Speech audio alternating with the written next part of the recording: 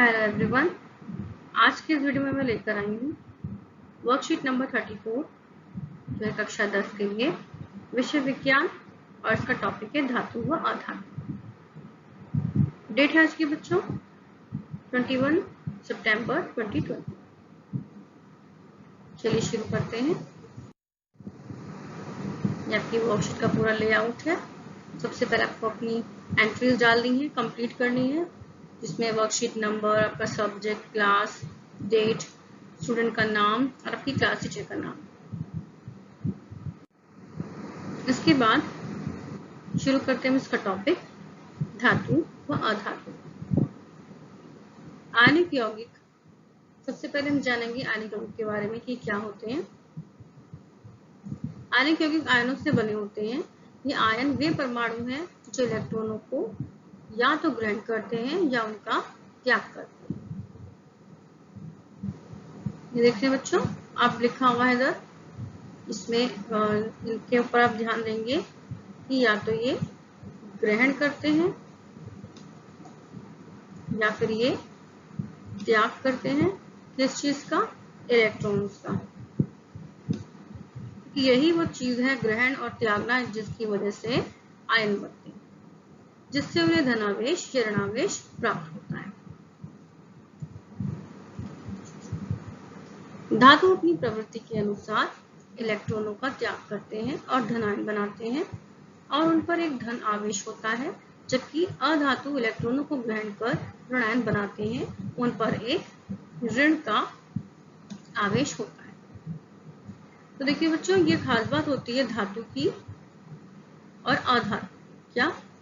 धातु हमेशा इलेक्ट्रॉन त्यागता है और अधातु हमेशा इलेक्ट्रॉन ग्रहण करता है, और इसीलिए जो इलेक्ट्रॉन देता है यानी कि धातु, उसके ऊपर धन आवेश चढ़ जाता है और धन आवेश से वह धन आयन बन जाता है, धन आयन बनाता है।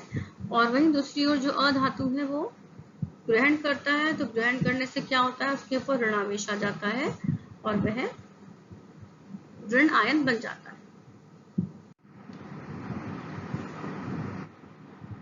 दूसरे शब्दों में कहें तो आयनिक यौगिक वे यौगिक होते हैं जिन्हें आयनिक आबंधों द्वारा एक साथ रखा जाता है।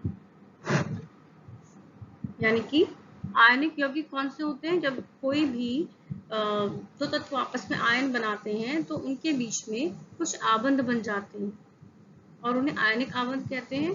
तत्व अपने निकटतम उत्कृष्ट गैस विन्यास को प्राप्त करने के लिए इलेक्ट्रॉनों को ग्रहण या त्यागते हैं। ऐसा क्यों करते हैं तत्व कि वे अपने इलेक्ट्रॉन ग्रहण करते हैं या त्यागते हैं? ऐसा क्यों करते हैं? ऐसा जरूरी होता है क्योंकि वो क्या करते हैं, अपने निकटतम उत्कृष्ट गैस विन्यास को प्राप्त करने की कोशिश करते हैं। अष्टम के पूरा होने के लिए आयनों का निर्माण उन्हें स्थिरता प्राप्त करने में सहायता करता है। अगर वो ऐसा करते हैं, अगर वो गैस विन्यास को लेते हैं, प्राप्त करते हैं, तो वो ज्यादा स्थिर हो जाते हैं, नहीं तो वो अस्थिर रहते हैं। धातुओं और अधातुओं के बीच अभिक्रिया में धातु आमतौर पर अपने अष्टक को पूरा करने के लिए इलेक्ट्रॉनों का त्याग करते हैं, जबकि अधातु में अपने अष्टक को पूरा करने के लिए इलेक्ट्रॉनों को ग्रहण करते हैं। धातु और अधातु आमतौर पर आयनिक यौगिक बनाने के लिए अभिक्रिया करते हैं। तो बच्चों, तो यहाँ पे ये क्लियर हो गया है कि जो धातु और अधातु हैं ये आमतौर पर आपस में एक आयनिक यौगिक बनाने के लिए अभिक्रिया करते हैं। और ये आयनिक यौगिक क्यों बनाते हैं? क्योंकि इससे इन दोनों को बेनिफिट होता है, दोनों को लाभ होता है कि अपने अपने इलेक्ट्रॉन्स को शेयर करते हैं। जिसके पास अपने उत्कृष्ट गैस विन्यास के जो थोड़ा सा ऊपर जो इलेक्ट्रॉन्स जा रहे होते हैं, जो एक्स्ट्रा होते हैं इलेक्ट्रॉन्स, उनको ये दे देते हैं, जिससे कि ये स्थिर बन जाते हैं। और जो अधातु हैं, जिनके पास में थोड़े इलेक्ट्रॉन कम होते हैं, वे दूसरे से ग्रहण कर लेते हैं और अपने विन्यास को, उत्कृष्ट गैस विन्यास को प्राप्त करते हैं और फिर वे स्थिर हो जाते हैं। तो इस प्रकार जो आयन बनाने का ये जो प्रक्रिया है ये इन्हें स्थिर बनाती है। अब इसका की बात कर लेते हैं आयनिक यौगिकों का निर्माण। आयनिक यौगिकों का निर्माण कैसे होता है? आयनिक यौगिकों को स्थिर विद्युत यौगिकों के रूप में भी जाना जाता है, क्योंकि स्थिर बन जाते हैं, इसलिए इनको स्थिर विद्युत यौगिक भी कहते हैं। एक परमाणु से दूसरे परमाणु में इलेक्ट्रॉनों के स्थानांतरण द्वारा निर्मित रासायनिक आबंध को आयनिक आबंध के नाम से जाना जाता है। यानी कि जब दोनों के बीच में प्रक्रिया चल रही होती है इलेक्ट्रॉन्स की आदान प्रदान की, एक इलेक्ट्रॉन्स त्याग कर दूसरे को देता है और दूसरा जो है दूसरे पहले वाले का परमाणु ग्रहण करता है, तो इससे क्या होता है, इन दोनों के बीच में रासायनिक आबंध बन जाता है और उस रासायनिक आबंध को आयनिक आबंध कहते हैं। इन यौगिकों में आयन होते हैं, इन यौगिकों में क्या होते हैं, आयन होते हैं, इसलिए इनको आयनिक यौगिक कहते हैं। ये नीचे एक आपको चित्र दे रखा है, डायग्राम दे रखा है, सोडियम क्लोराइड का निर्माण इसमें दिखाया हुआ है। क्या है, सोडियम आयन आप देख रहे हैं। पहले सोडियम के पास में एक इलेक्ट्रॉन, ये जो रेड कलर का आपको दिखा रखा है, ये इसके पास एक्स्ट्रा है, जिसकी वजह से इसकी जो शेल्स हैं वो कंप्लीट फिल नहीं हो पाई हैं, भर नहीं पाई हैं। और क्लोरीन के पास में क्या होता है, एक इलेक्ट्रॉन की जगह खाली होती है, ये आप देख रहे हैं, इलेक्ट्रॉन की जगह खाली होती है। तो क्या होता है, सोडियम अपना एक जो एक्स्ट्रा इलेक्ट्रॉन है वो क्लोरीन को दे देता है। सोडियम का एटॉमिक नंबर यानी कि परमाणु संख्या होती है 11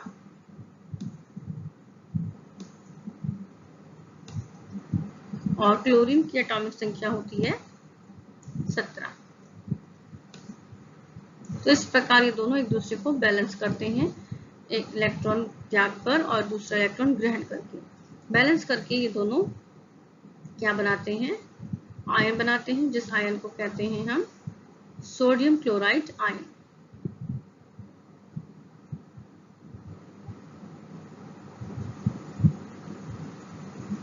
सोडियम क्लोराइड वही है जो हम घरों में खाते हैं, हमारा नमक जो हम अपने भोजन में डालते हैं, इसलिए इसका फॉर्मूला होता है NaCl।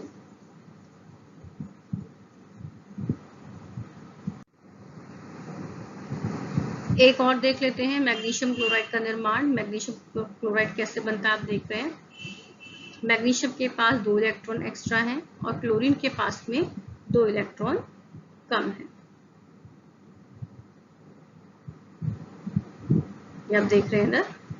मैग्नीशियम के पास में 2 इलेक्ट्रॉन ज्यादा हैं और क्लोरीन के पास में 2 क्लोरीन है इसमें, इसलिए इसमें 2 इलेक्ट्रॉन इसको ग्रहण करनी, क्योंकि एक क्लोरीन में तो एक ही जगह खाली होती है, तो उसको बैलेंस करने के लिए 2 क्लोरीन लेने पड़ते हैं। आप इधर देखिए चित्र में, एक मैग्नीशियम है और एक मैग्नीशियम के साथ में 2 क्लोरीन। मैग्नीशियम अपना एक इलेक्ट्रॉन एक क्लोरीन को देता है और दूसरा इलेक्ट्रॉन दूसरे क्लोरीन को देता है, और इस प्रकार से ये अपने आप को स्थिर बना लेते हैं। स्थिर बनाकर एक मैग्नीशियम क्लोराइड का निर्माण करते हैं। अब है इसके आगे अभ्यास कार्य। हम एक बार से क्वेश्चंस पढ़ लेते हैं। क्वेश्चन नंबर 1 क्या कह रहा है, इसमें धनायन एवं ऋणायन क्या होते हैं, धनायन एवं ऋणायन किस प्रकार बनते हैं। इन सभी के उत्तर मैंने अपनी नेक्स्ट स्लाइड पर लिखे हैं। उससे पहले मैं आपको सारे क्वेश्चन एक बार पढ़कर सुना देती हूँ, फिर आपको इन सबके आंसर्स बताऊंगी। आयनिक आबंध किस प्रकार बनते हैं। क्वेश्चन नंबर 3 है परमाणु इलेक्ट्रॉनों को ग्रहण एवं उनका त्याग क्यों करते हैं। क्वेश्चन नंबर 4 है इस कथन को स्पष्ट कीजिए, क्या कैल्शियम ऑक्साइड एक आयनिक यौगिक है। क्वेश्चन नंबर 5 है इलेक्ट्रॉन स्थानांतरण द्वारा सोडियम क्लोराइड के निर्माण की व्याख्या कीजिए। तो इस प्रकार आपके टोटल क्वेश्चन है 5। तो आइए देख लेते हैं इनके आंसर्स। क्वेश्चन नंबर 1 का आंसर, सबसे पहले हमें बताना है धनायन क्या होते हैं, तो हम अलग से लिखेंगे धनायन और फिर इसके बारे में बताएंगे। वे आयन जिनके ऊपर धन आवेश होता है धनायन कहलाते हैं। इसके बाद हम बताएंगे ऋणायन के बारे में।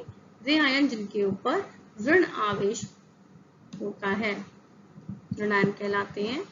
धनायन का निर्माण बताएंगे। जब आयन अपने इलेक्ट्रॉन दूसरे को त्याग कर देता है तब वह धनायन बना लेता है। ऋणायन का निर्माण, जब कोई आयन दूसरे से इलेक्ट्रॉन ग्रहण करता है तब वह ऋणायन बना लेता है।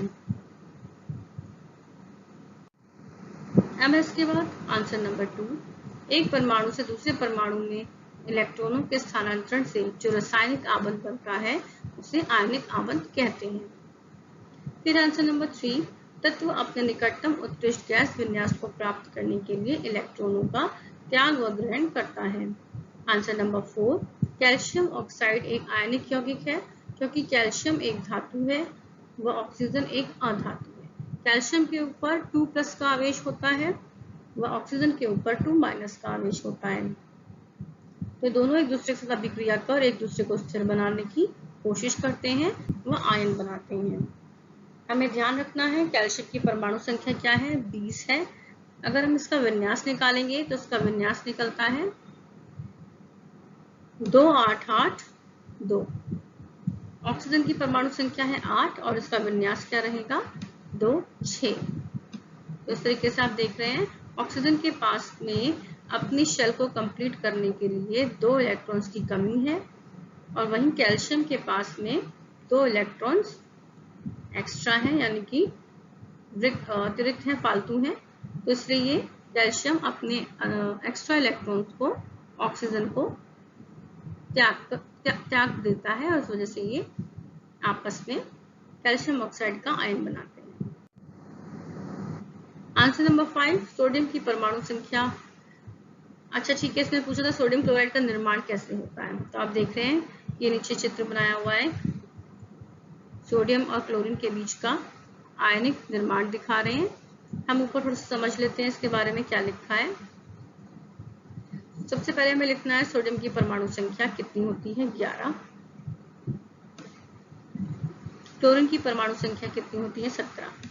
हमें इनकी परमाणु संख्या पता होना बहुत जरूरी है। अगर हमें परमाणु संख्या नहीं पता होगी तो हम इनके बाहरी कोश में इनके इलेक्ट्रॉन से गिनतियां नहीं निकाल पाएंगे। इसलिए बच्चों आप सभी को परमाणु संख्या जरूर याद रखनी है। अब इसके बाद है सोडियम अपना एक इलेक्ट्रॉन क्लोरीन को दे देता है और क्लोरीन इसे ग्रहण कर लेता है वह दोनों अपने निकटतम गैस विन्यास को प्राप्त करते हैं, साथ ही सोडियम क्लोराइड आयन का निर्माण करते हैं। एक बहुत ही सिंपल सी भाषा में मैंने इसमें इस आंसर को लिख कर दिया है जिससे कि आपको बड़ी अच्छे से समझ में आए। इसको लिखने के बाद आपको नीचे ये दिया गया चित्र ये भी जरूर बनाना है। तो बच्चों इस तरीके से होती है आपकी वर्कशीट कंप्लीट। तो फटाफट से शुरू हो जाइए, अपनी वर्कशीट कंप्लीट कीजिए और भेज दीजिए जल्दी से अपनी साइंस टीचर को। आपकी इस वर्कशीट के लिए ऑल द बेस्ट। आज के इस वीडियो में है इतना ही। इसके आगे के टॉपिक लेके आऊंगी मैं अपने अगले वीडियो में। मिलती हूँ मैं आपसे अपने वीडियो में, तब तक के लिए नमस्कार, जय हिंद।